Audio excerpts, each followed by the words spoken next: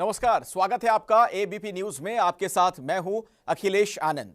आप देख रहे हैं जनमन धन ई कॉन्क्लेव और अब हमारे साथ एक बहुत ही खास मेहमान जुड़ रहे हैं।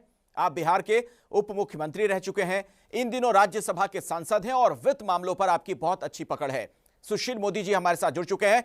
सुशील जी, बहुत बहुत स्वागत आपका एबीपी न्यूज में। नमस्कार। मुझे जरा ये बताइए सुशील मोदी जी कि ये जो इस बार का बजट है, जो कोरोना संक्रमित अर्थव्यवस्था है, उसके उपचार के लिए क्या आपको लगता है कि सही है? आपने अब तक इसका एक्सरे कर लिया होगा। नहीं, देखिए, ये कोरोना काल के अंदर जो बजट पेश किया गया है, यह एक और जहां कोरोना का मुकाबला कर रहा है, कोरोना से उत्पन्न जो चुनौतियां हैं, वहीं दूसरी ओर जो हमारी इकोनॉमी है, जो अर्थव्यवस्था है, वो कैसे पटरी पर लौट कर आए, इसी दो चीज़ों पर ये पूरा बजट केंद्रित है। उसमें आप देख रहे होंगे कि अर्थव्यवस्था पर वापस पटरी पर लौट कर आए, इसके लिए ज़्यादा से ज़्यादा खर्च करना, और वह भी खर्च इंफ्रास्ट्रक्चर पर, जो आधारभूत संरचना है।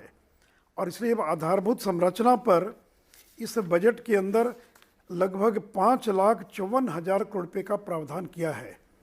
देखिए, पहली बात तो मैं यह कह दूँ आनंद जी आपको कि कल जब ये बजट पेश किया गया है तो 23 साल के बाद ये पहला मौका है जब सेंसेक्स और निफ्टी उसमें 5% की उछाल दर्ज की गई है। इसके पहले 23 साल पहले जब चिदम्बरम ने और 1997 में ड्रीम बजट पेश किया था, तब जो सेंसेक्स था उसके अंदर भारी उछाल आया था। और देखिए, कोरोना का मुकाबला करने के लिए इस बजट में स्वास्थ्य क्षेत्र को सर्वोच्च प्राथमिकता दी गई है और लगभग 2,23,000 करोड़ रुपए का बजट में प्रावधान किया गया है। जबकि 2020-21 में जो स्वास्थ्य प्रक्षेत्र था उस पर 94,000 रुपये का प्रावधान था और करीब 3 गुना या 2.5 गुना बढ़ाकर 2,23,000 करोड़ रुपये का प्रावधान किया गया है, और जिसमें 35,000 करोड़ रुपया केवल वैक्सीन के लिए प्रावधान किया गया है। आत्मनिर्भर भारत की दिशा में आप लोग कह रहे हैं कि ये बजट कदम बढ़ा रहा है। ऐसी 2-3 क्या बड़ी बातें आपको नजर आती हैं? जरा एक सरल भाषा में आम लोगों के लिए बताइए, जिससे आपको लग रहा है कि भारत अब आत्मनिर्भर बन जाएगा इस बजट के बाद। नहीं, देखिए, कोई एक दिन में तो आत्मनिर्भर बनेगा नहीं। हम उस दिशा में कदम उठा रहे हैं।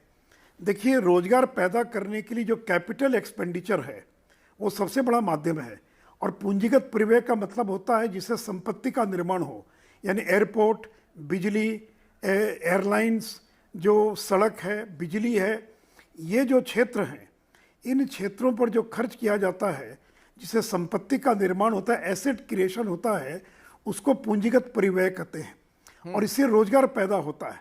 अगर सड़क बनेगी तो रोजगार पैदा होगा। और इसलिए जो सबसे बड़ी चुनौती थी कि जो बड़ी संख्या में लोग बेरोजगार हो गए हैं, कल कारखाने बंद हो रहे हैं, उस चुनौती का मुकाबला करने के लिए एक ही तरीका था कि ज़्यादा से ज़्यादा खर्च किया जाए, स्पेंडिंग, खर्च खर्च खर्च। चूँकि देखिए, आमदनी तो बहुत कम हो रही थी, राजस्व संग्रह में भारी कमी आ गई, और ऐसी परिस्थिति में कैसे खर्च किया जाए, स्पेंडिंग किया जाए, ये सबसे बड़ी चुनौती थी। नहीं, लेकिन आप जो कह रहे हैं ना कि खर्च की बात कह रहे हैं, अभी थोड़ी देर पहले केंद्र की सरकार ने। सुशील मोदी जी, आपसे थोड़ी देर पहले मनीष तिवारी मेरे साथ जुड़े हुए थे, कांग्रेस के नेता। आप लोग कह रहे हैं हम खर्च करने के लिए ये सारी चीजें कर रहे हैं, प्रावधान कर रहे हैं। उनका कहना था कि सीधे जनता के हाथ में पैसा दीजिए ताकि उनकी क्रय शक्ति बढ़े, ताकि मार्केट में पैसा आए, नहीं तो ऐसे कुछ होने वाला नहीं है। देखिए ये उनके सोचने का तरीका होगा।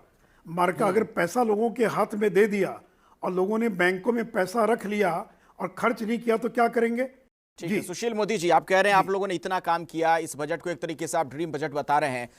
तेजस्वी यादव हैं, वो कह रहे हैं, उन्होंने ट्वीट किया, मैं पढ़ के आपको सुना दे रहा हूं कि ये देश बेचने वाला बजट है। ये बजट नहीं, सरकारी प्रतिष्ठानों, संपत्तियों को बेचने की सेल थी।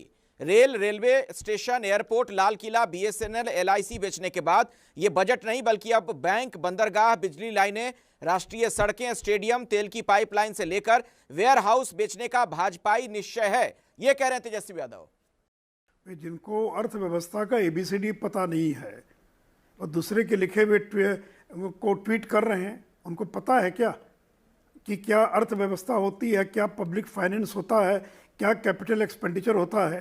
केवल मुझे वो इतना ही बता दें कि रेवेन्यू एक्सपेंडिचर क्या है, कैपिटल एक्सपेंडिचर क्या है, फिस्कल डेफिसिट क्या है, तो मैं उनको मान लूँ कि आप क्या हैं।